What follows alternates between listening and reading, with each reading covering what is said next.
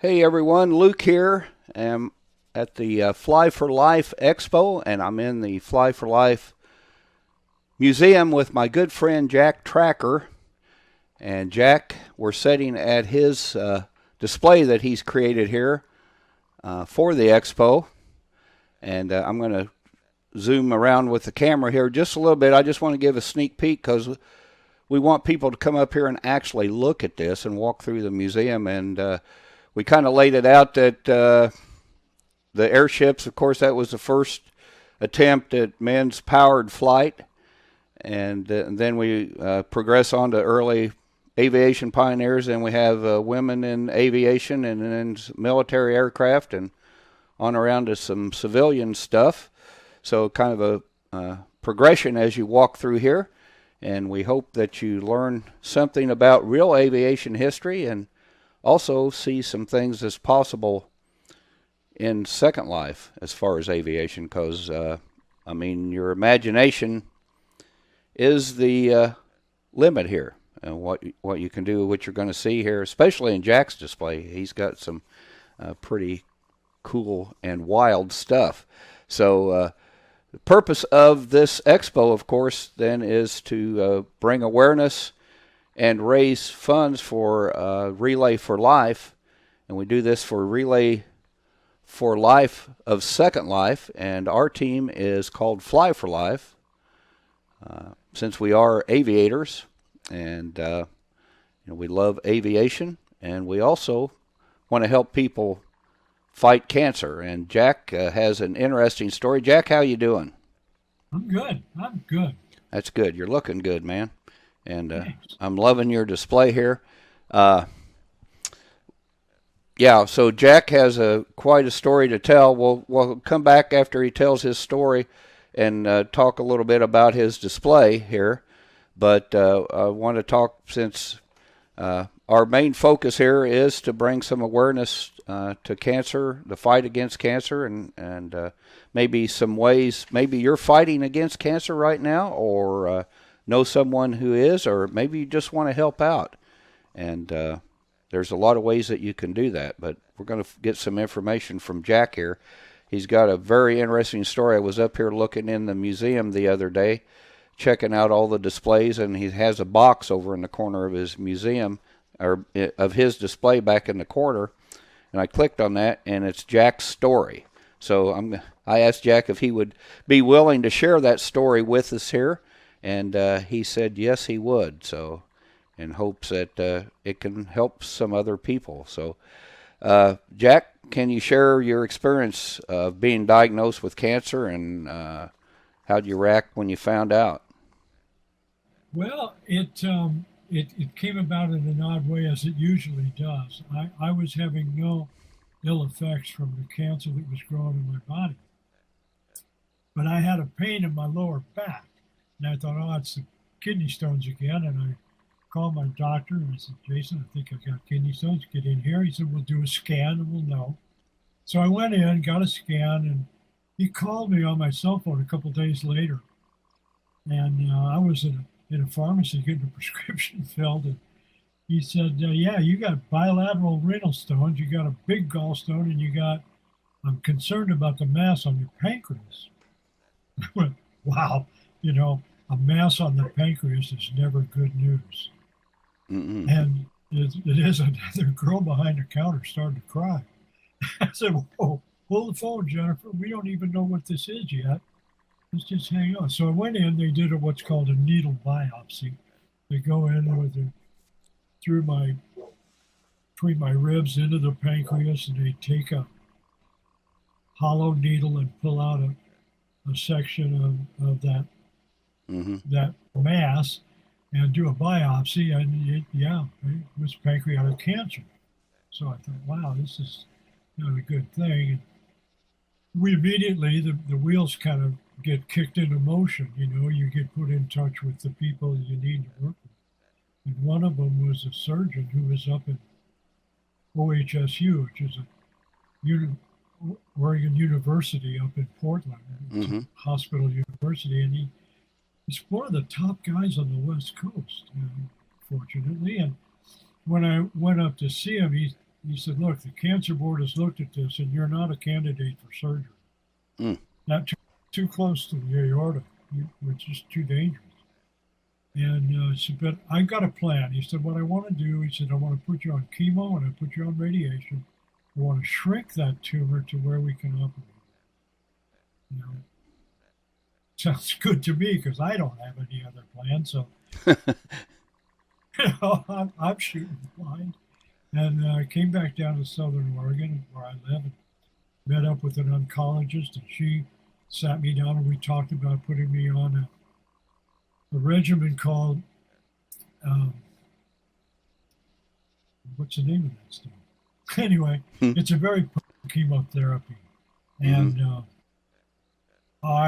Volfurinox is what it's called. Okay. And she said, I was kind of leery about giving this to you. She said, you're 73 years old. But she said, I'm sitting here talking to you. And she said, I think you could do this. You know, you're tougher than you look. I went, oh, okay, all right, let's try it. So they began on it. The first thing they did is they put a port under my skin on my chest because the needle that they have to use for the chemotherapy is too big. It just destroys your veins if they do that. So put in a smart port, and I began this regimen of Volfurinox. And I would go in on a Monday. They would put in the needle in the port and connect me up to a collection of bags of various poisons. Yeah. And for about 4 hours, I would get this pumped into me. And then they would pull that needle out, put in another needle connected to a pump and another bag of chemical, where I wore around my waist for 2 days. Then I would come back on a Wednesday, they would disconnect me, and I would be free for a week and a half, and then start the whole thing all over again. Yeah, we did that for 12 sessions, and it was a harrowing experience. I did not. I knew that chemotherapy was kind of tough stuff, but I really, the first week with it, had a hard time. And I am so fortunate. My wife worked in pathology labs all of her life. She was manager of one of the biggest labs in Florida. And she was working at the lab where this was at first diagnosed. And having someone who understands the language is incredibly beneficial. I mean, when they were talking about things that went right over my head, she knew what they were talking about. And it's not like I'm totally ignorant. I'm educated in the sciences, but being a biologist doesn't qualify you to be an oncologist. You know, it's not. They're not even close. And nor is she, but she was able to help me through some very confusing stuff. Maybe the biggest thing she told me was, look, don't wait till you're sick to take the nausea medicine. Take it first. Get out ahead of it. Same with pain meds. Don't wait to get laid up. Take it first. So gradually it got better, and ultimately I was kind of sailing through it pretty well, and I watched other people suffer terribly. And I felt guilty. Why am I sliding through this when other people are having such a hard time, you know? I talked to the oncologist about it, and she said, well, you know, maybe you should talk to some people about that. So she had people call me, and we just chatted about what I did and what Carol helped me with to get me better situated to come through it, because it would have been, 12 weeks of pure hell if she hadn't been there. Yeah. I think that's beneficial to a lot of people. Yeah. My internist, he said, look, this is very concerning. He said, you're doing the chemo, you're coming through it, everything, but this is a serious thing, pancreatic cancer. And I went, listen, you need to understand one thing. I know how serious this is. So does my wife. We know. I am prepared. Whatever happens throughout this thing, however this turns out, I'm at peace with it. Mm-hmm. I may not be happy about it, but I'm at peace with it. I'm not broken by it, you know. Mm-hmm. And, okay, that's good. He said, just know, you know, that it's serious. So when I went up for the surgery, actually I was at the target range with a friend of mine, punching holes in paper and turning money into noise, and having a good time when I got the call from Carolyn. She said, I just got a call from Dr. Mayo. You put your case before the board, you're a candidate for surgery, and they're scheduling you in 2 weeks. Wow. Holy crow. Okay. Well, Will and I did a happy dance on the range that day, and then I went up to Portland again for the surgery. It's interesting. I was blessed. I had family and friends that were there for me through this whole thing. I have a best friend, married to my first wife's sister, and you know, brother-in-law or not, he's my brother. You know, Mm-hmm. we are. Mm-hmm. You know, I couldn't love him more if he was my father's son. It's just the way it is. And while I was up at this little Airbnb we rented, I got a phone call, and it was Kim. And I'm talking to him, hey, Kim, how are you? You know, how's it going? I'm going, well, we're getting ready for this. And the doorbell rang. I said, hold on, I got to go see who's at the door. And I went to the door. Kim was standing there with a phone in his hand. He had flown from Massachusetts to be there Wow. for the surgery. Yeah, I mean, it's like, Man, that's really support, isn't it? Man. it is. Yeah. It is. And the guy that I was in Florida welding railroads together, Mm-hmm. you know, we had a business together. He was there. He lives in near Boise, Idaho, and he drove over to be with us. Wow. My daughter drove up from the Bay Area, and Mm-hmm. yeah, it was, the family was there, the friends were there. It's so important. I felt it's amazing what a difference that makes. Yeah. If you have family who is facing this, you need to be there for them as much as you can. Yeah. It's not always easy, and sometimes it's not always possible, but Yeah. whatever you can do is important.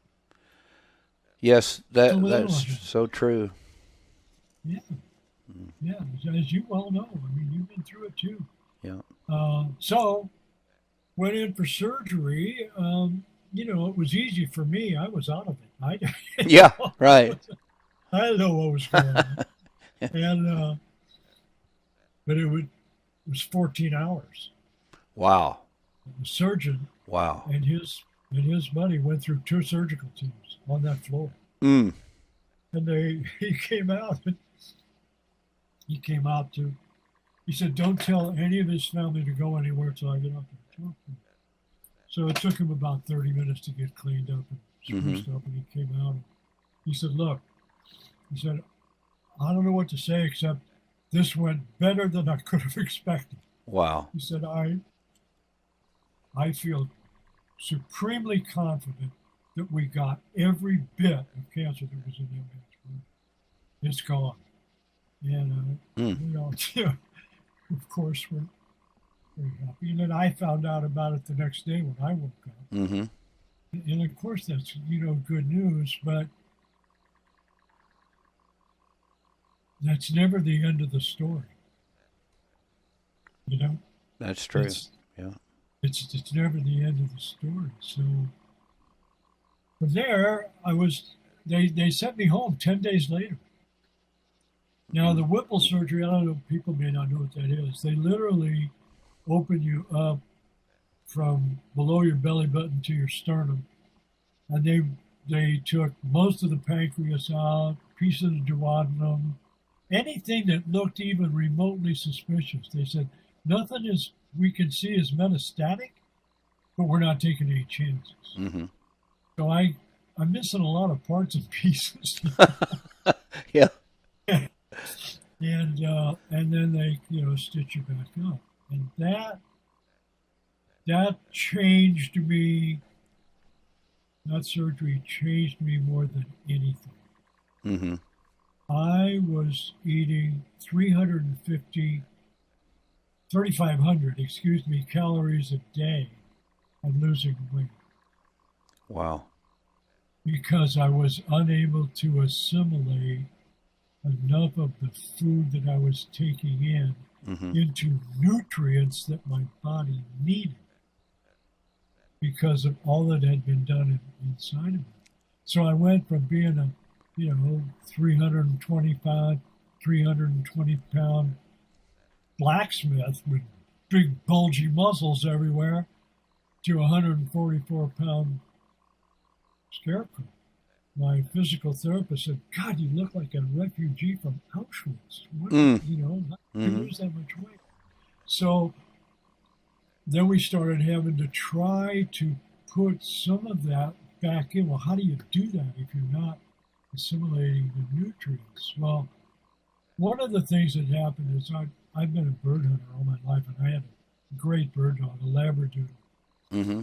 and she had allergies and was unable to absorb a lot of the food she was eating. Mm-hmm. And, we were losing her. She was just disappearing. And the doctor, my vet, was a genius. She said, "I'm going to give you a name. You're going to try this dog food. It's a hydrolyzed protein dog food, which means that the proteins are pre-broken down and easier to digest." Does that make any sense? Yeah, it does. It did to me too. So we put her on it, and that was a few years ago. So my genius wife starts thinking, damn it, if it worked for Misha, it'll work for him.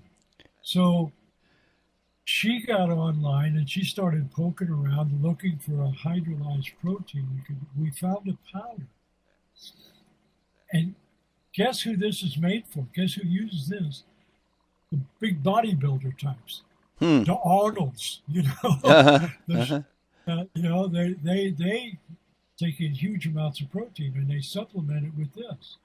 So she got that, and I started taking it, and a day later, and this is like 4 months after my surgery, and 2 days after I started taking that stuff, I had my first semi-normal bowel movement. I mean, all of a sudden, things started clicking. I had more energy. I felt better. I wasn't so tired. I was just deep fatigue so much of the day. I started just immediately feeling better. And that turned the corner. There's some things happened. I had to go back up for surgery because my liver duct had come unglued from the previous surgery. So they had to kind of wire me up with a duct that allowed the liver valve to do its job. Mm-hmm. And, I had to go on. I'm on a pill that's called Creon. It's made from the pancreas of a pig, and it allows me to break down the food I eat because I don't have a real pancreas anymore. So I have to take like 4 of those pills every meal. I'm not on chemo. That's the good news. Yeah. I'm not on chemo anymore. Gained some weight back. My strength is better. I'm walking more. I tell people God works in mysterious ways, His wonders to perform. I owe my life to a renal stone. Yeah. How do you balance that?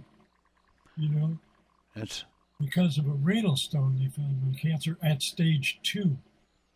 Yeah. Where it could, Yeah, because most pancreatic cancer is sneaky. You don't find it until it's somewhere else. right. Yeah, that's what I'm gonna say.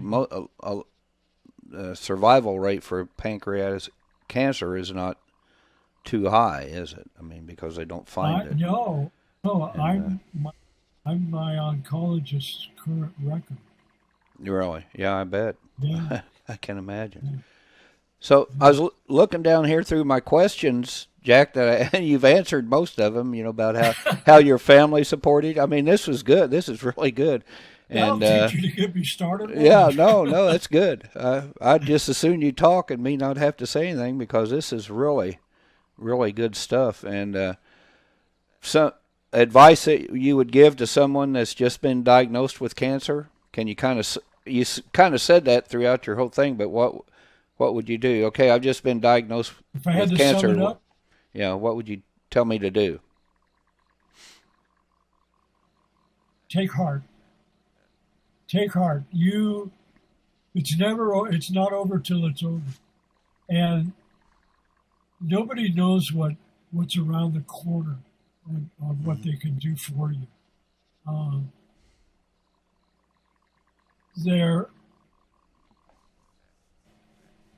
You need an advocate. You need somebody who understands what's going on to guide you through some of the stuff the flaming hoops you're going to have to jump through. Mm-hmm. You need your friends and family to be there and be supportive. If you've got somebody in your family that's dealing with cancer, you need to just be there for them as much as you can.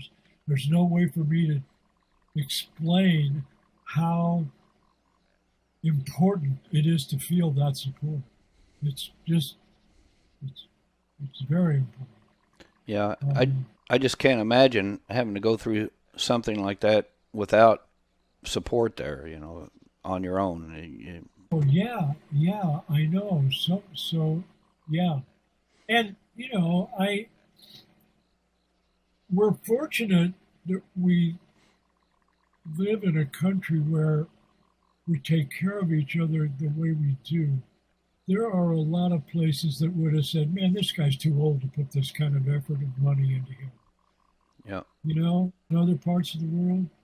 I'll give you an example. You know the Fulfurinox cancer treatment I was telling you about? Yes. Uh-huh. Did 12 of those, right? Mm-hmm. One of the treatments is $18,000. Oh, wow. Yeah. You know, it's huge. I Mm-hmm. mean, I have no idea what the radiation costs. I never looked at it. Mm. But, yeah. Well, I for one, Jack, am glad you survived because you've been a good friend in here, and you know we've enjoyed a lot of stuff in here together, and it's good. And I think you know that if you think about things that support people going through cancer, well, Second Life is one of those things. And I'm not talking about necessarily Relay for Life and Second Life. I'm talking about the things that we do here that we enjoy. You know, it'd be impossible for us to do this in real life. So you're right. And you know, on those lines, it's one of the things I can't do a lot of the stuff I used to love to do. Right. My big Same game with money me. days are over. You know, just over. But I could do this. This I can do. And I really enjoy doing it. And I met a person who was almost immobile. He's bedbound. You just can't do anything. And I said, have you ever heard of Second Life? And he said, well, no, what's that? And I said, let me show you. Got out my old laptop, which doesn't run it very well, but I showed him what it was. And, I could do this. I could do this. Yeah, you can do this. You know, so, yeah. That's great. Let's. So, as I said in the opening here, Jack has created this wonderful display here of lighter than air vehicles, and Jack, it's just really cool. You want to? I don't want to tell everything about it, but we got a balloon hanging up here, right behind us. Yeah. Right behind us there, and you want to tell the folks about that a little bit? Sure, that's the Victoriana exploration balloon. And when you come and visit, go in there and take a look at it. It's very well appointed. It's got, tea service and a sink to wash your hands. And there's on the upper deck, there's two hammocks you can lay down in. Yeah. It's a lighter than air camper, actually. Yeah. It's really kind of cool. It's really cool. And it's free, right? They can get a copy here. They can get it. What they can do is, if you want one, send me a note card. I'll send you. Yep. And also, Meg, has put her skyboat up. Yeah. I'm If going you to. come in. Okay. Go ahead. Go ahead. Well, she's actually made one in livery for the Fly for Life exhibit. Okay. It's got your colors on it. I'm going to zoom over here. When I move my cam away from you, your voice may drop down, but I'm just going to Sure. zoom out across here, and people can kind of see. Now, this museum is a whole a whole region, and it covers a whole region, so it'll take you a little bit to go through if you read everything. And Jack's got a bunch of placards up here and information panels, and here's the skyboats, and again, another very, very fun vehicle to fly, and it's very enjoyable. Airship, second line. Yeah. And so this is made by Meg Madrigal, and it was based on a design by Navigator, right? When he working on making something like this in real life.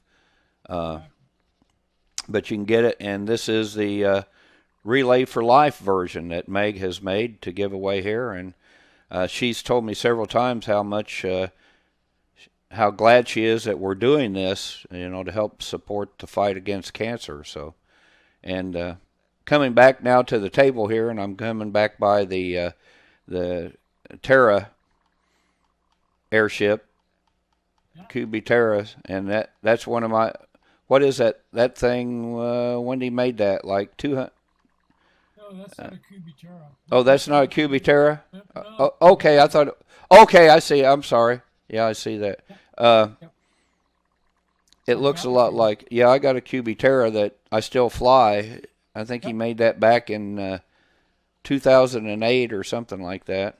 Way back, yeah. I fell out of it one time in the Blake Sea on a sim crossing, and I ended up having to relog, and I logged back in, and I looked, and it was about 3 or 4 sims ahead of me, and I caught up with it and got back in it and kept flying. It was still moving along the course, It's pretty neat. They are very stable. Yeah. So's the bunny. Yeah. I rarely get in trouble with that. That's the rubber bunny. Yep. Right. Yeah. So Jack also has, if you really enjoy this display, he does the display, and he rotates that around and puts different things out every month or so at Airship Mountain, and we can give you information on that. I'll put a link here in the video when I edit it, where you can find Airship Mountain. Just as you come in here, there's a crate, and if you touch the crate, it'll give you a note card with links on it and various information, some photographs about what we do. Yeah. It's got pictures of the Aeronaut Retreat, which is a place we have parties and get-togethers. Yeah, that's just good. Had one with Brandy last You night. just had one, and I've been over there a couple times. I didn't make the one last night, but it's always fun. Good people to hang out with, and a lot of fun. Brandy's a really good DJ. Yeah, she is. Really funny, and also right behind me, if you see it, there's a little artist easel, and if you touch that, you will be subscribed to the Aeronaut Express. Yes. Which is a little newsletter I publish once a month. And it's got news and dates and an almanac and a lot of stuff in it. Yeah, Jack puts a lot of history and stuff about airships, but he also some things he discovers here in Second Life. And we need, we need to get our podcast going again, where we went around to different places. I'd like that. We need to do that. During COVID, we did, places to go where you're staying at home, and went to some places, and there's just so much here, and it's hard to keep track of it all, hard to find it all, So It is, and some of it is really hard to find. I mean, yes, it is. there's some really cool places that you can visit that are, if you don't know about them, you won't find them. So that's a good thing to Yeah. put in there. I agree. Well, Jack, I really appreciate you sharing your story. I know it can be emotional sometimes, bringing back those memories, Yeah. but I know that it really helps people too to know what you went through, and hopefully some people will reach out to you now when they hear this, and maybe they're going through some similar struggles. Cancer's never good news for anybody. No, Doesn't necessarily mean your life is over. that's right. You just Your never lay down. your life will probably change, Oh yeah. but Oh yeah. it's not over, and there's still a lot of things that you can do and enjoy in your life. I agree. Speaking of things to do and enjoy, this event, of course, this is a Saturday night on the 13th of May, and the event officially opens tomorrow, Sunday, at 2 p.m. Second Lifetime. We kind of delayed it in the day a little bit because some of the aerobatic teams, I think there'll be 3 aerobatic teams over here practicing tomorrow, and we wanted to give them the region, without people coming in yet, to let them get at least one more good practice in before the big air show. But of course, we've got this museum here, and right outside the museum, across in the other region, is the Perth, Australia airship or air racing course, and that Johnny Five has created for us. And Johnny Five is one of the main pilots there on the Hawks aerobatic team, and he's an avid air racer.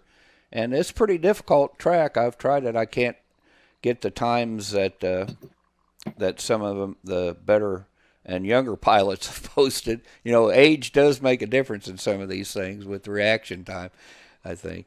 Not just I think so, not just yeah. good computers, but so that's there, and we're gonna. Of course, people have been up. Some of the aerobatic teams been up here flying on it, but we're gonna erase all those times and have them start. Everybody will start with no times up there, starting tomorrow evening. And if you post the fastest time for the week, it'll go. The contest will go until next Sunday. You get a free prize from Hunter Marine Ultramash, and that's Cat Hunter, and she has some really awesome planes. She's got some down there on the main level with for sale, and she got her vendors down there. She makes some really nice boats, and she has some very awesome airplanes, and she's got the X-Stall, which I really like, which is a bush plane, and it behaves a lot like a real bush plane. We have that. We have a bush pilot display up here in the museum that you can check out and learn more about bush planes, and you can see a video of her plane flying. So that's one thing. And all the aerobatic teams plus Legion Fire and Rescue, and they're going to be over here participating in the big air show. They have an awesome display, and all the teams have their planes on display in hangars, and you can go in there and learn about the teams and probably meet some of the pilots. And then if you go over in the air show sim, you can see they have all their planes setting out on the tarmac that they're going to use in the show. So, and that looks pretty impressive because we got 7 teams, and I don't think there's ever been an air show in Second Life yet that's hosted in one air show 7 teams.